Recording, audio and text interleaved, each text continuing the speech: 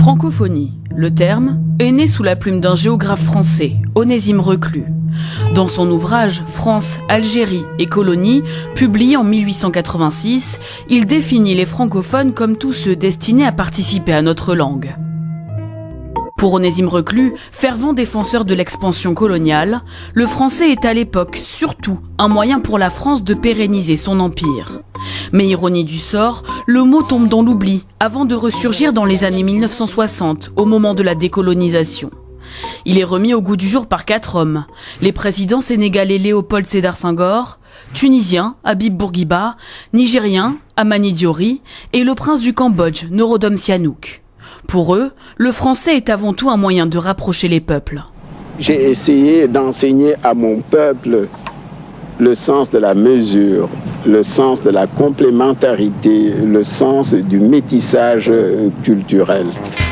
Mais c'est le 20 mars 1970 qu'est vraiment née la francophonie au Niger, avec la création de l'ACCT, l'Agence de coopération culturelle et technique.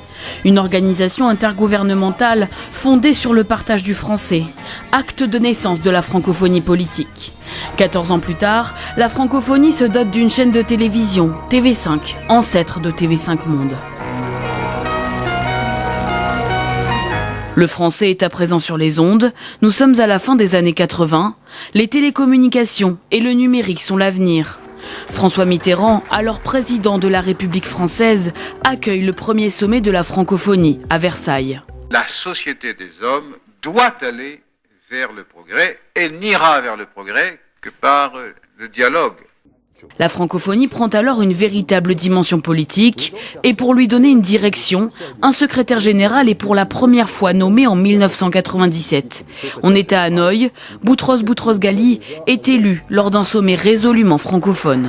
Au sommet des pays ayant le français en partage. Merci de votre attention. La francophonie se dote 3 ans plus tard d'un texte, la déclaration de Bamako, signée en 2000 au Mali. Elle défend des valeurs démocratiques communes. Et c'est en 2005 que la CCT devient l'OIF, l'Organisation internationale de la francophonie. Aujourd'hui, elle compte 88 États membres et le français est parlé par 300 millions de personnes dans le monde. La Rwandaise Louise Mushikiwabo, sa nouvelle secrétaire générale, élue en 2018, souhaite aujourd'hui donner un nouvel élan à cette organisation qui fête cette année ses 50 ans.